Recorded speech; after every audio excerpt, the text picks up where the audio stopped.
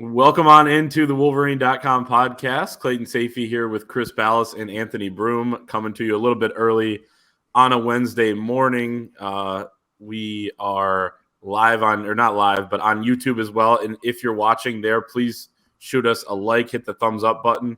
Also hit the subscribe button on our channel as well. Thank you so much for doing that.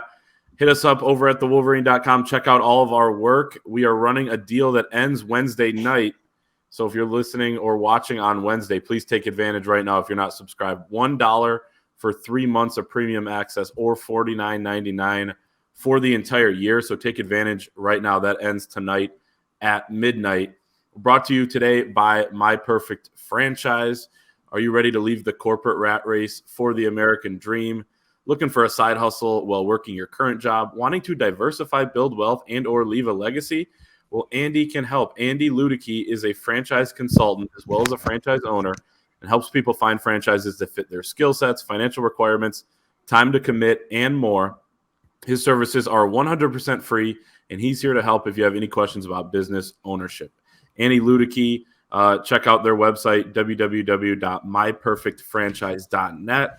You can call him on the phone, set something up, 404-973-9901. Send him an email, andy@myperfectfranchise.net.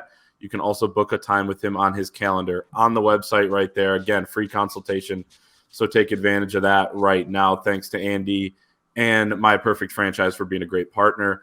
And then last thing, before we get into it, we're brought to you by ourselves over at the Wolverine magazine, too. We are putting the finishing touches on our 160-page football preview magazine. All sorts of – we were just talking about this before we went live, all the exclusive interviews that'll be included in there from players to coaches.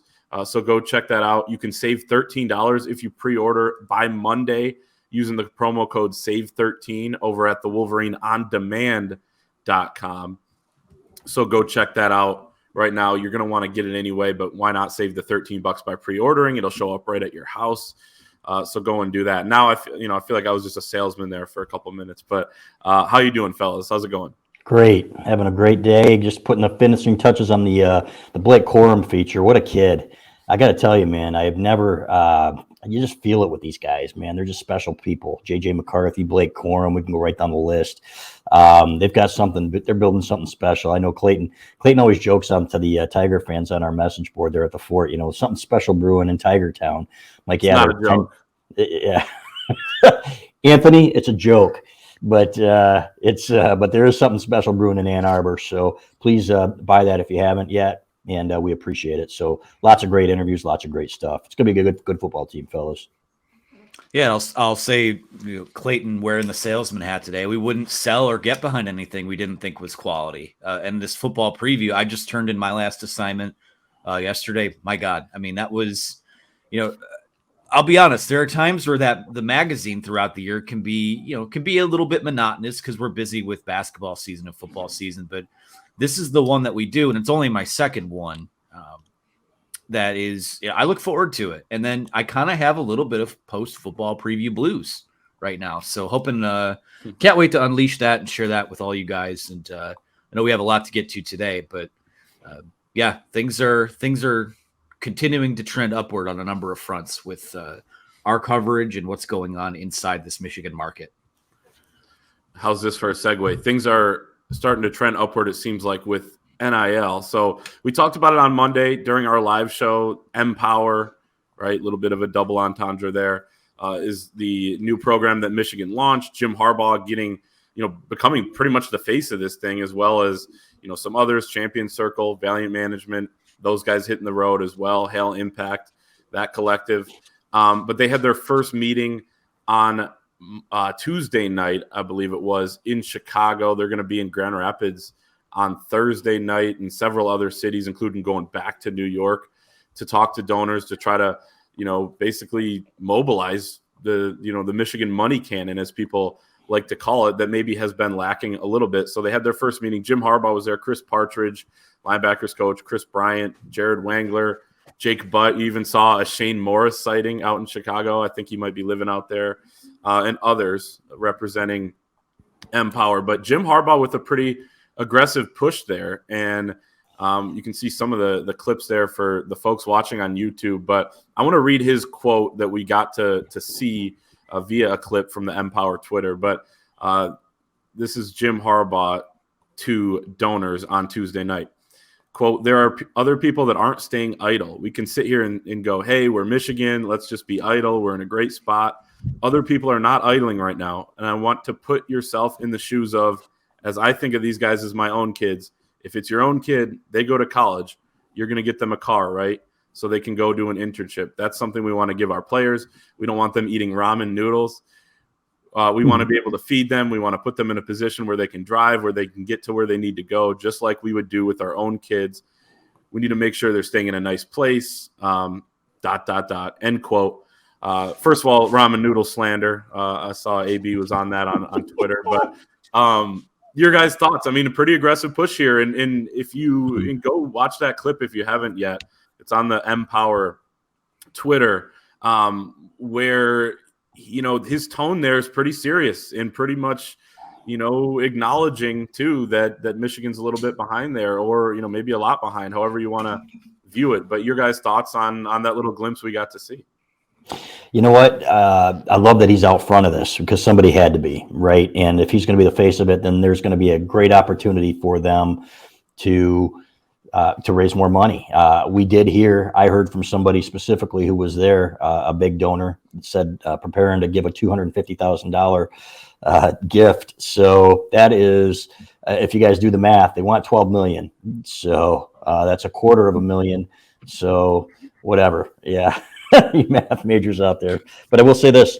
I love the message. I love the fact that he's out in front of it. It really seems like he's invested now. And as far as Jim Harbaugh exploring the NFL and stuff like that, who's to say what's going to happen? He did also say at this meeting, as we reported on the board, doesn't like being fourth highest paid coach in the Big Ten, and it's hard to blame him given what he's accomplished in this era. So they need to step up and get that taken care of, and rectified.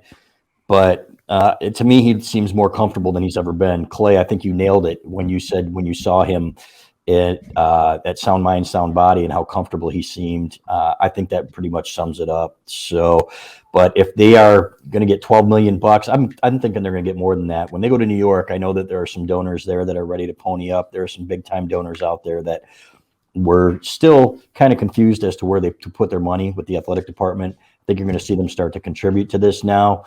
And that's going to be huge for Michigan football.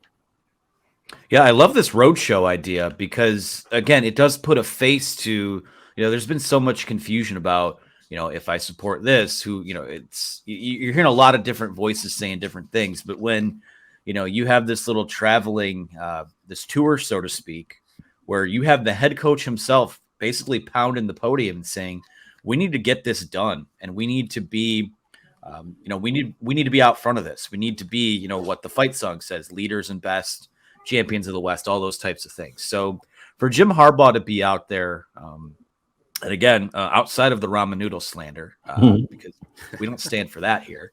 I love the message. I love the fire.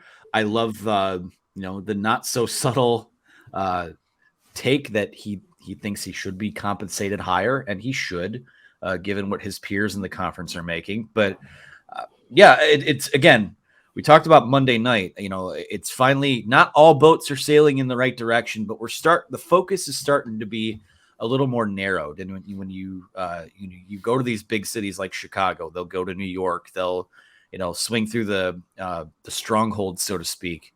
To get those donors and those power brokers, so to speak, in a room, lay out your plan and kind of just get the ball rolling from that standpoint.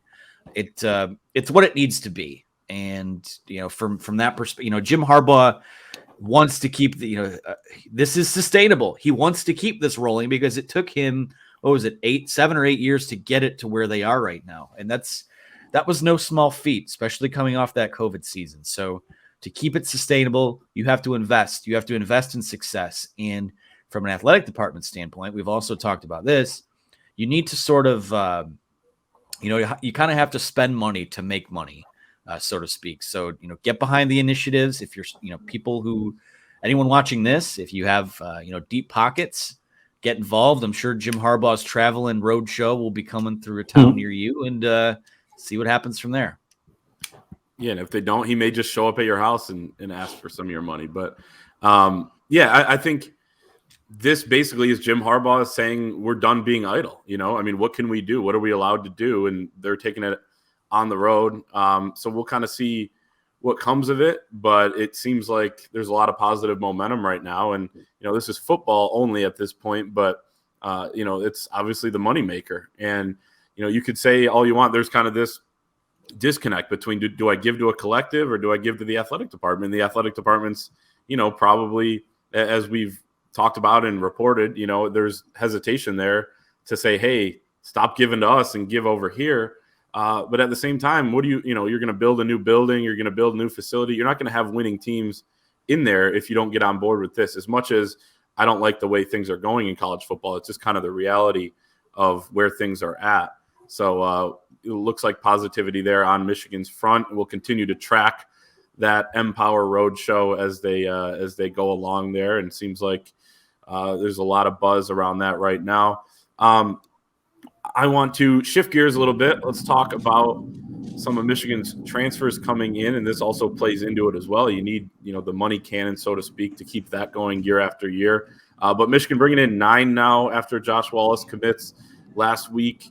This is the most probably ever that they've brought in a single offseason.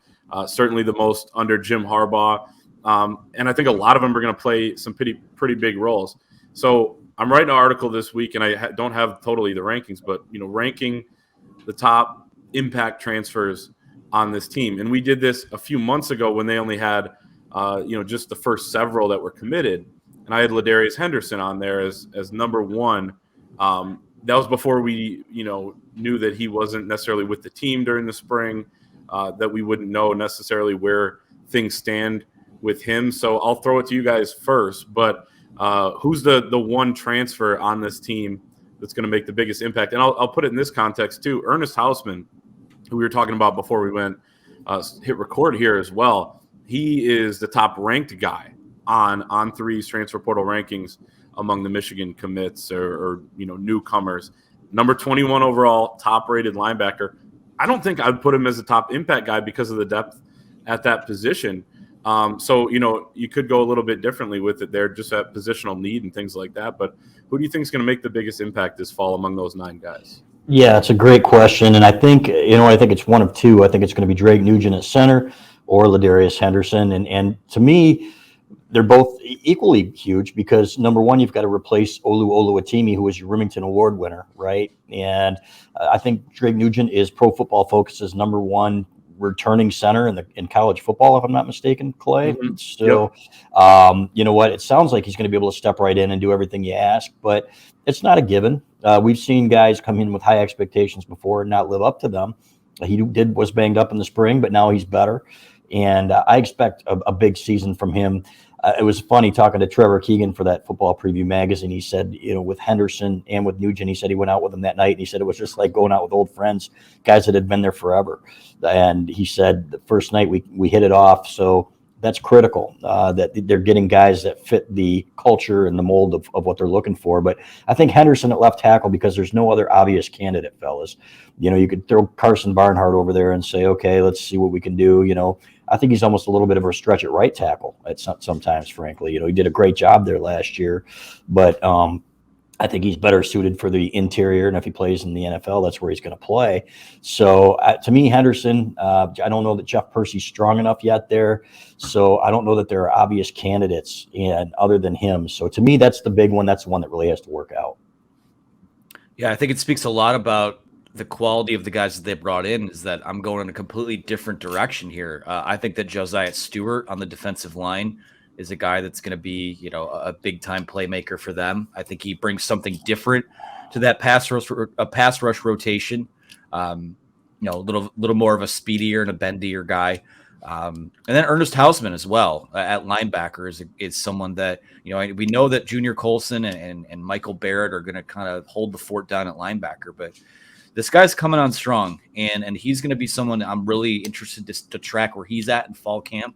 The thing with him is that, he was a true freshman at Nebraska last year. He kind of by necessity has to drink from the fire hose in terms of his development because that Nebraska team was so bad. So, there's a little bit of an asterisk into like saying, oh, well, he's a former starter joining the team. I think that Michigan would be willing to kind of cool the jets on him a little bit because this is a long-term piece. He's only going to be a true sophomore this year. But, I feel like sooner rather than later, you saw it in the spring game with how athletic he is, how disruptive he is. This defense needs more disruptors. They were quality from top to bottom last year, but they need guys to be a little more, I'll stop short of saying game breakers, but you need guys to pop a little more when it comes to athleticism and getting guys in the backfield and things like that. I think Ernest Hausman is, by the end of this year, would I be surprised if he supplanted, Michael Barrett? I would not at all. And, I think that he's going to be a guy, at least over these next 2 years, that's going to emerge as one of the better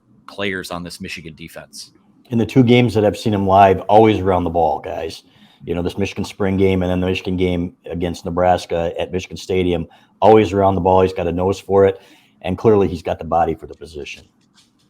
Yeah, I mean, I agree. I think Ernest Hausman could start by the end of the year. He may start the first game. I think Michael Barrett will play a lot as well. I think all 3 of those guys will.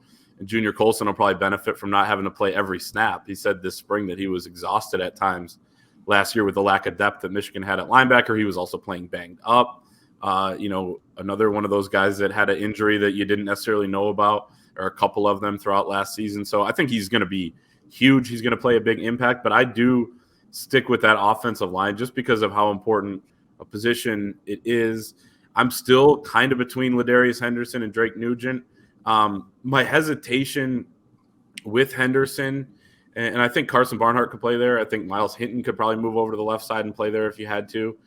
Is just that he is more of a guard too, just like Carson Barnhart. Those are the majority of snaps in his career have been played there. Now, I think he's going to slide in and fit really nicely, and I think he'll be a really good piece. So I am torn as well between him and Drake Nugent, who I think, talking to some of these guys this summer as we've gone around to different camps and on the team trip over in Ohio, people talking about, Drake Nugent wasn't able to practice, but him in the weight room was really impressive. Mm-hmm. Miles Hinton said he was easily the most energetic and guy that was the most into it in the weight room at Stanford, and I think that's going to carry over here, and already has, based on what guys like Kenneth Grant, who was in his lifting group, have said. So I think Drake Nugent's going to fit in nicely. I think Ladarius Henderson will fit in nicely.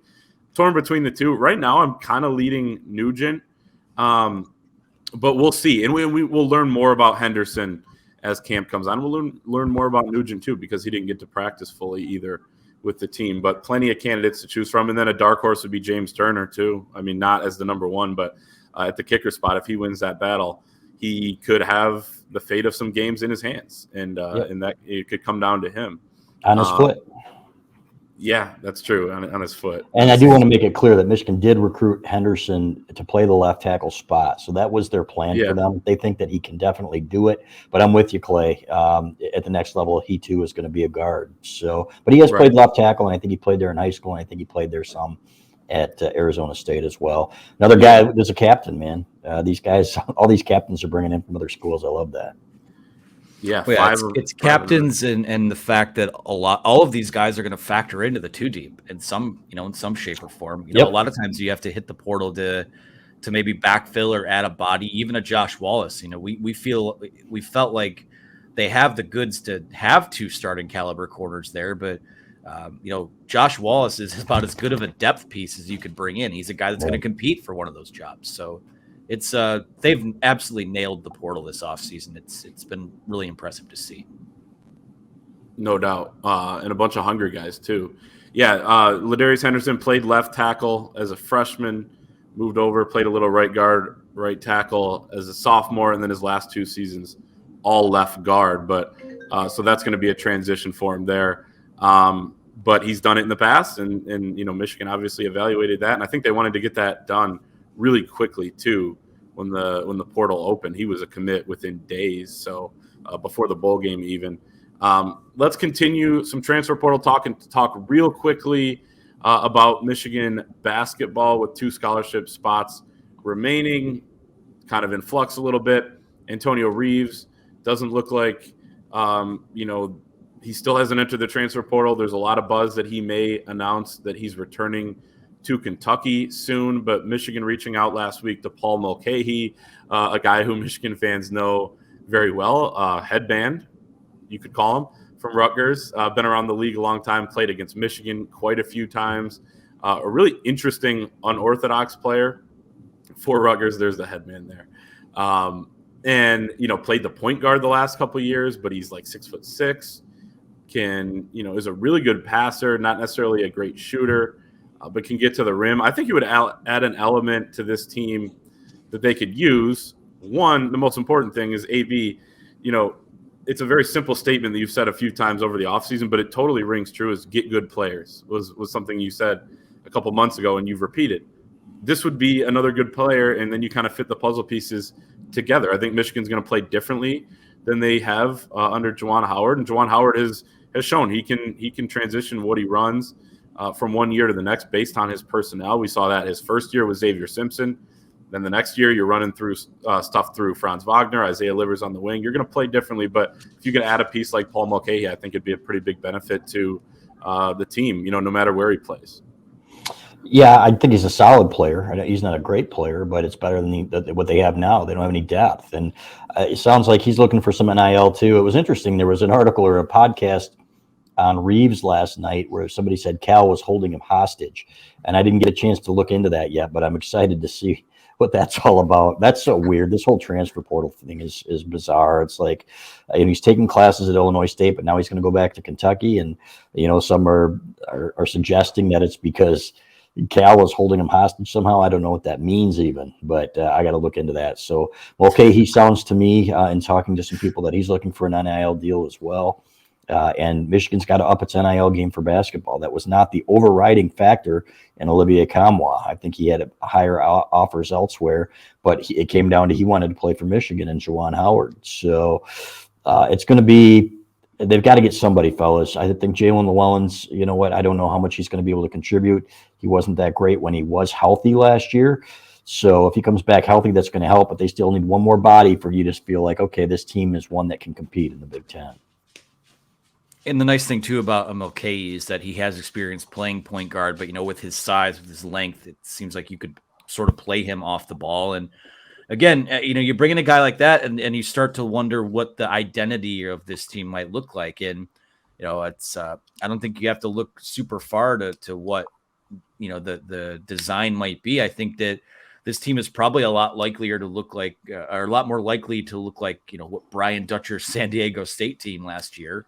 That it is, one of these offensive juggernauts, that, like a UConn that won the national title. So for me, I mean, this is a program that needs to get back to playing defense and having that be what they hang its hat on. And you bring in a guy like that who, Rutgers is you just think defense in the Big Ten, and it's Rutgers. The way that they, their ability to kind of pull you down in the mud and to use the Dan Campbell term, bite some kneecaps. And, they might only win a game 40-44 or 44-40 or something like that. But Michigan's got to get back to grinding a little bit. And you have a guy in Namari Burnett, who I think can go a long way in setting the tone there. I think bringing in a guy like Paul Mulcahy would go a long way in resetting that sort of identity. So I would be all for it. At this point, again, I'll stop short of saying beggars can't be choosers. I think Mulcahy's a good player, and if they could find a way to bring him in, that would be a positive for them. But I think this team has a chance to be, clearly not as talented. You have two NBA draft green room guys and a former All-American center that's no longer on your roster. But I do think that their depth can be better. You can't have a huge drop-off when some of these guys come into the games. And I think that's something that's killed them the last few years as well. So if it's Mulcahy, then you're not necessarily leaning on Jalen Llewellyn to play a huge role. I think he can be a quality backup point guard, but it's clear that that Doug McDaniel's your future there. But they do need to add another body at guard. And right now, they've cycled through so many names. Mulcahy's probably tops on the list right now. Wouldn't have been the top option, a month or so ago, but he's the best out there now, and hopefully they can find a way to get this done. Yeah, also Gonzaga, I think Kansas, among the teams that have reached out to Paul Mulcahy as well. So it's going to be tough. I think far from over. Yeah, and NIL probably play a factor as well. You look at that scholarship chart there that's pulled up on the screen. 7 guys that are upperclassmen in college. Will Cheddar, redshirt there, be a redshirt sophomore. But this could be one of the older teams in the Big Ten after being just about the youngest team in the Big Ten last season, regardless of whether or not they get a Paul Mulcahy. But so that could be an interesting element to this team. They may not be the most talented, but we saw some veteran teams win, like Penn State last season, that brought in a bunch of transfers. So we'll see how Michigan pieces it together going forward. Last thing, let's shift gears to something that could be coming down the pike here in University of Michigan sports within the state. So we had Senator Sean McCann in the state Senate sponsoring a bill that has bipartisan support. Based on reading a couple articles on it yesterday, it looks like it's going to be signed, or that's the expectation. Never know with these things. I know not much about politics, so we'll see how it happens. But that alcohol sales could be allowed at a certain amount of sporting events per year for schools within the state of Michigan. Right now, I guess 11 of the 14 Big Ten institutions allow some sort of alcohol sales at sporting events. So I didn't realize Michigan State were in that much of a minority at this point. And McCann, part of his case here, and I think he probably has some support as well based on the fact that it's expected to pass, but this is a quote from him. He says, "It actually improves the safety because you don't have people preloading before the game, downing a whole bunch of beers because they know they're not going to have them available in the venues." That seems to be something that is an argument there. There's obviously some concerns with it as well. I will say I care a lot less about this issue because we're in the press box and there's no tap up there for beer. So, I would kind of be a little bit jealous of the people down in the seats. Your guys' thoughts on this? I really don't care. I'll be honest. There was one press box, I think 10 years ago or so, where afterwards they were giving us some beers that were left over from the hospitality suite, and I loved them for it. So it's nice to have a beer when you're writing your post game, So, but whatever. You know what? I'm sure they've done the studies, and you know what? Are they gonna cut off alcohol sales after the third quarter so people don't go home drunk like they do at like seventh inning in ball games and stuff like that? That would probably be wise. So.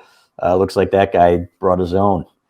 Anyway, I'll say this, 50 years ago, people used to bring coolers in, man, with their own stuff and spread out in the stands. And, my dad said that he saw full kegs in the student section. How would you Well, you just bring it in, and it's like, all right. There's no security. There were no pat downs back in the day. No, so. What you do is you just pour the guy a beer on the way in, and that's true. And then you go in with your keg. Yep. So anyway, whatever. It's you know what, 11 out of 14, make it 14 out of 14. I don't care. Yeah, I don't have a strong opinion on it. I think that it makes sense though, and the way that these beers are priced at all sporting events. I mean, no one's. I mean, I can't speak for everyone. You might have deep pockets, but it's pretty hard to get good and lubed up inside of a stadium at like $11 or $12 a beer. So, if anything, it will just be maintenance beer. It'll be a maintenance beer too for the people that have been tailgating all day. Yeah, I mean, it doesn't. I've seen a lot of pushback on this. I don't know why. I think it's because there are a lot of people that are just trying so hard to just keep whatever semblance of purity in college sports that there is left. But, that's toothpaste is out of the tube there. As far as that goes, again, yeah, I mean, I don't see why not, honestly. I don't think there's, should be a huge controversy around it. I think that, those that can partake, most people will do it responsibly. I don't know if I've walked out of the press box after a couple night games, and the sidewalk around the big house is trashed with beer cans and smashed, fists of Fireball. So people are doing it around the stadium. You can probably make sure things stay a little safer if you have it sort of policed a little more inside your own stadium. So I don't know. I don't know how to really weigh in on this without sounding like old man yells at cloud, but why not? I say, especially on, it gets cold, some of those November games, and they don't, to my knowledge, they don't have hot chocolate at the stadium. Maybe they do, but they do. The other way to warm yourself up is it's just basically hot brown water. Who knows where that comes from, honestly, but Huron River. Yeah.